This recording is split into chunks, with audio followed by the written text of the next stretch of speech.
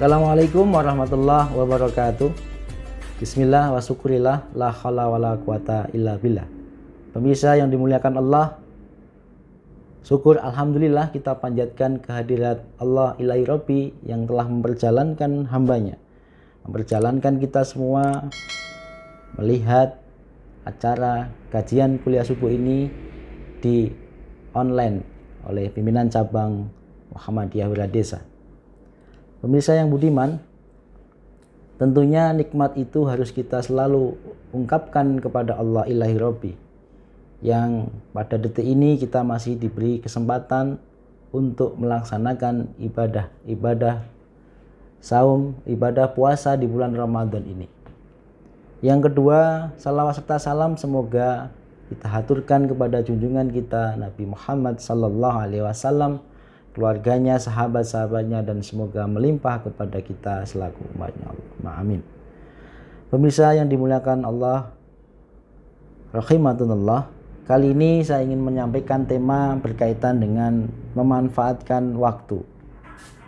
Allah memberikan kita waktu sama, baik itu muslim, orang beriman, maupun orang-orang yang tidak beriman sama, 24 jam.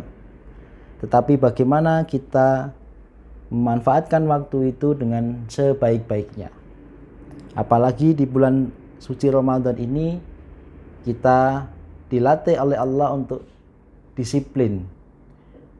Disiplin dalam artian bahwa kita semua tunduk patuh pada Al-Quran, surat Al-Baqarah 183. A'udzubillahi minasyaitonirrajim. Bismillahirrahmanirrahim. Ya ayyuhalladzina amanu kutiba alaikumusiyam kama kutiba alal ladzina min qablikum la'allakum tattaqun. Bahwa kita diwajibkan berpuasa seperti diwajibkannya orang-orang sebelum kita. Nah, di dalam memanfaatkan waktu ini, apalagi saat ini kita semua pada kondisi COVID-19, tetapi aktivitas kita adalah di rumah aja. Artinya sesuai dengan instruksi pimpinan pusat Muhammadiyah bahwa segala aktivitas kita, ibadah kita, sholat kita di rumah. Sehingga hikmah apa yang kita kandung di dalam memanfaatkan waktu itu?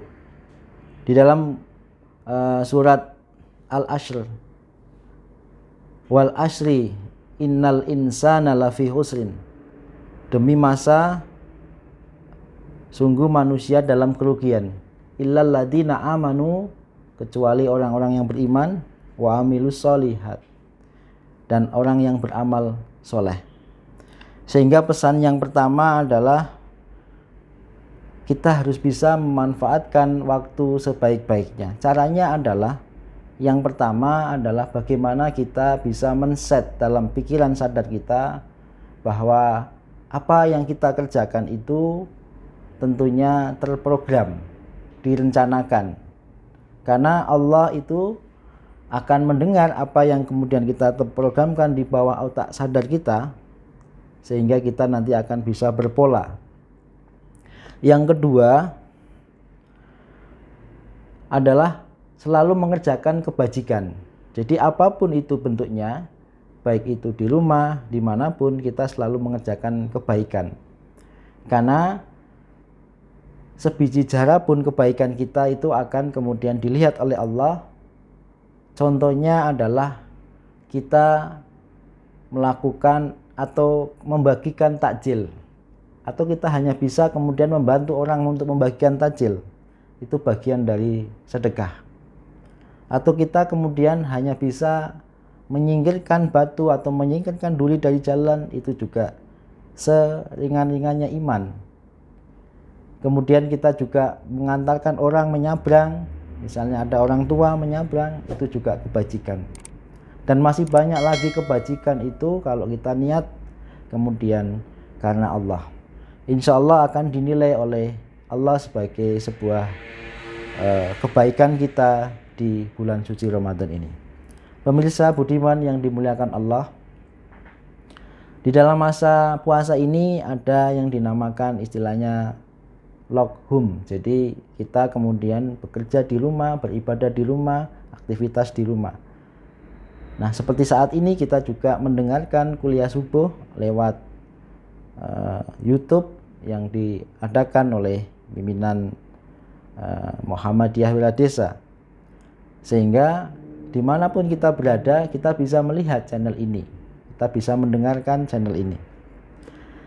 Pemirsa yang dimuliakan Allah, yang ketiga adalah selalu menasihati dalam kebenaran.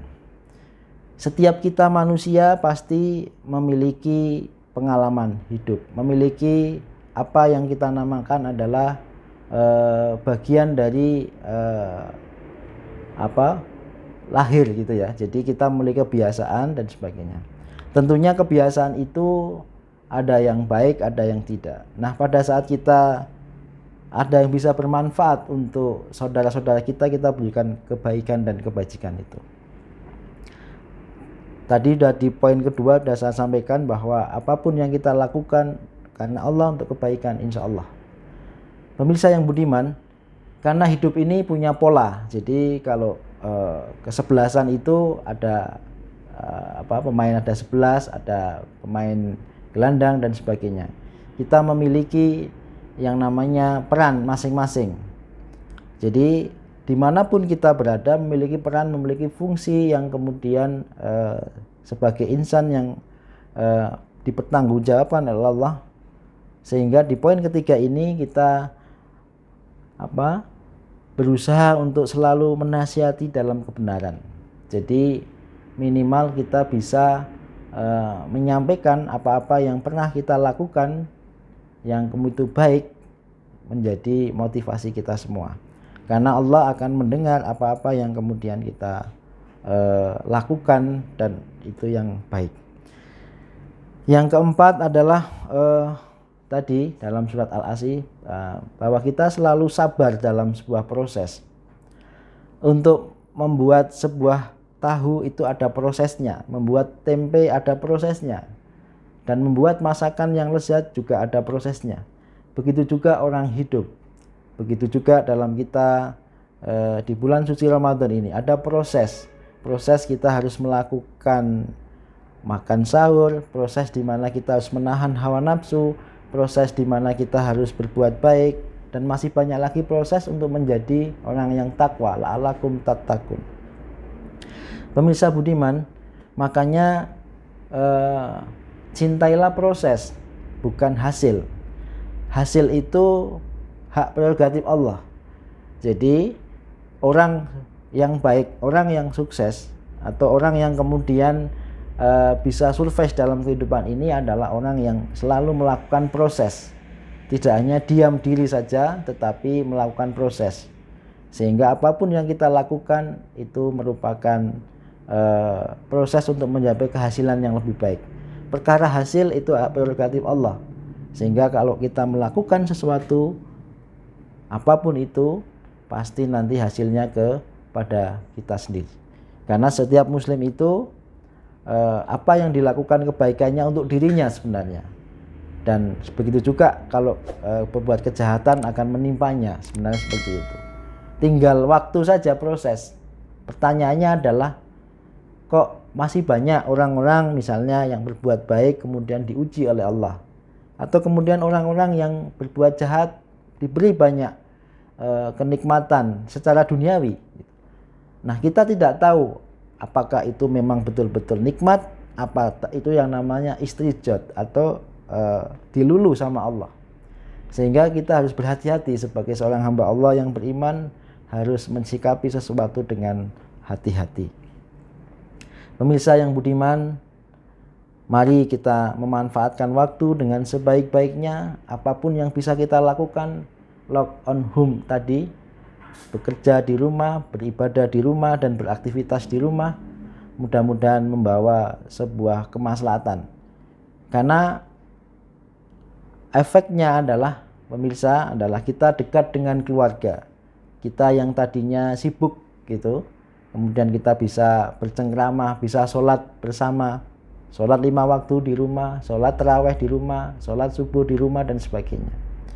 Insya Allah kita sebagai muslimin kaum beriman yang di wilayah desa ini, tentunya dalam naungan di organisasi Muhammadiyah ini, kita sami'na wa ata'na kepada pemimpin kita, karena apapun itu pasti ada alasan, ada adilah-adilahnya. Pemirsa yang dimuliakan Allah, demikian kuliah subuh pada pagi hari ini, mudah-mudahan bermanfaat. Assalamualaikum warahmatullahi wabarakatuh.